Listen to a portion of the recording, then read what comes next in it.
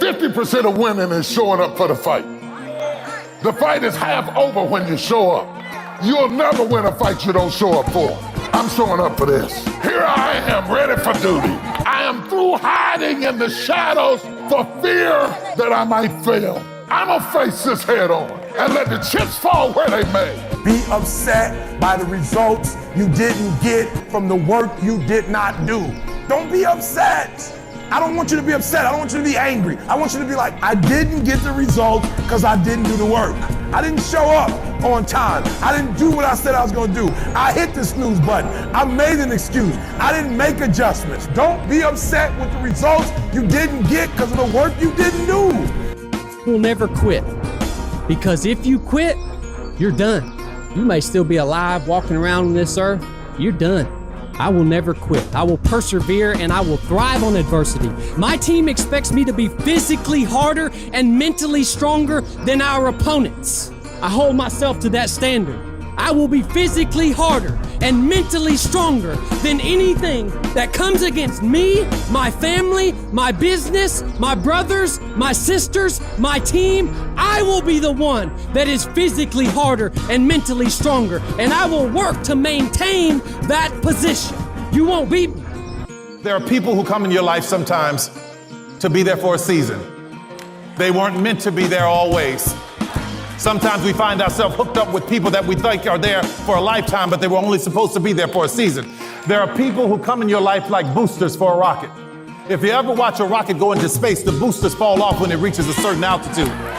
Some people are not equipped to handle the altitudes that you're going to. So don't be afraid when they fall off. They're not bad people. They just couldn't go where you're going. One of the things limiting you from your income, your impact, a world-class life. You care too much about what people think about you. You can be world-class, you can fit in with the world, you don't get to do both. One thing I've learned is everyone has an opinion.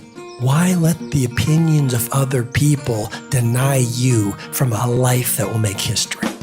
You can do what you put your mind to. And if you continue to put your mind to it, the game opens up new levels.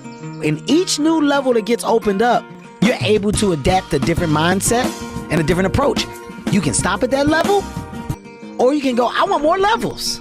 I want more fucking levels. The best way to contend with problems, with issues, with adversity is action, is by taking action. The more you sit and the more you wait and the more time you spend with that adversity, with the upper hand inside your head, the worse it's gonna get. Something doesn't go the way you wanted it to go, you didn't get the job you wanted, you didn't get the hire, you didn't get the promotion, you can go home and sit there and dwell on it. That's not getting you any progress. Or you say, okay, you know what? We do a quick analysis. Why didn't I get that promotion? Oh, it's because I didn't get this qualification, or I hadn't jumped through this gate. Okay, cool. Let me look into how do I get to jump through that gate so next time I will get the promotion, and you start taking action. I've never met anybody who became incredibly successful in any area of their life until they had suffered and sweated and sacrificed and kept their focus and fought through tears and trials and tests. And if you have a dream and you commit to it, it will come to pass. I want you today to decide, I am going to become disciplined. That should be your only fucking goal. Because if you develop the ability